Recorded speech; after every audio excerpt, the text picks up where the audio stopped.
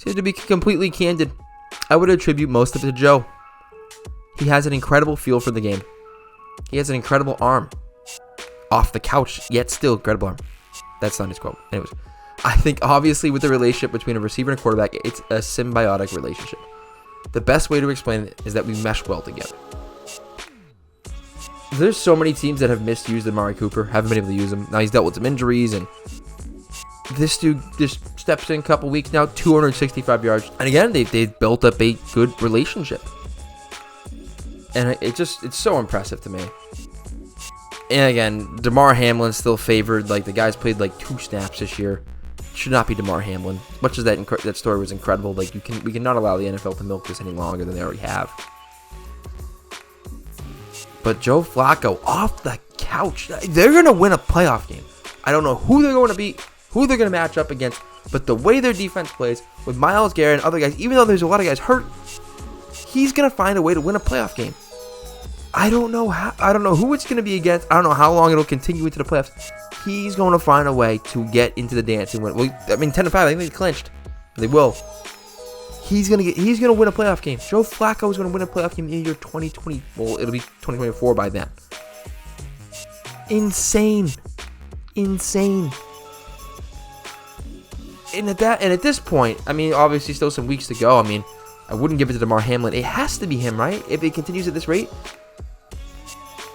So they go 12-5. How do you not give it to this guy? Even though he only stepped in, week 13? The story's incredible. And again, this is maybe we re-enter is the Joe Flacco elite conversation. Maybe we just go back to that. But no, seriously, I think it's a really cool story, and I think this Browns team is gonna find a way to really mess up somebody's season as a wild card team. Don't know who they'll match up against, who it'll be, but look out. And it's not gonna be because of Joe Flacco, but I mean, like, it won't be good. I mean, he's gonna have to do something, and he's certainly done enough. They feel comfortable letting him sling the rock. They spent all this money on Deshaun Watson. You tell me Baker Mayfield couldn't have done what Joe Flacco did here for less of the money?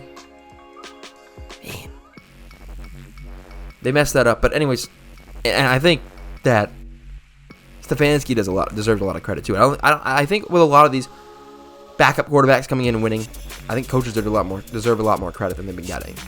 Because we crush the bad coaches, right? We get all over the coaches that struggle. But when it comes to like good coaches and coaches that are winning with backups like Stefanski, Shane Steichen, his first year as a head coach, by the way, like, deserve way more credit. I mean, you credit these guys too. But overall, like, preparation, general manager, bringing the right people, like, it's impressive. As much as we're going to crush people for doing bad things and not succeeding, we need to have a conversation about the coaches, the general managers, and the people that put these people in these positions to succeed. Because I don't want to say negative all the time. And I'll say that for the next episode to actually talk about some of the coaches and coach of the year candidates and coaches that have overcome a lot of adversity this season. So as much as we're going to crush people in the negative, like Brian Daboll, like doing what he did with Tommy DeVito and then being able to have the nuts to bench him and bring back Tyrod Taylor, and Tyrod Taylor going a crazy performance, not enough. You know, some of these teams did it themselves with bad contracts, bad picks to the quarterbacks, but then again, being able to respond to that and get a guy like Joe Flacco and still be able to create success. Overall, I still think is worth noting. And these coaches deserve more credit for it.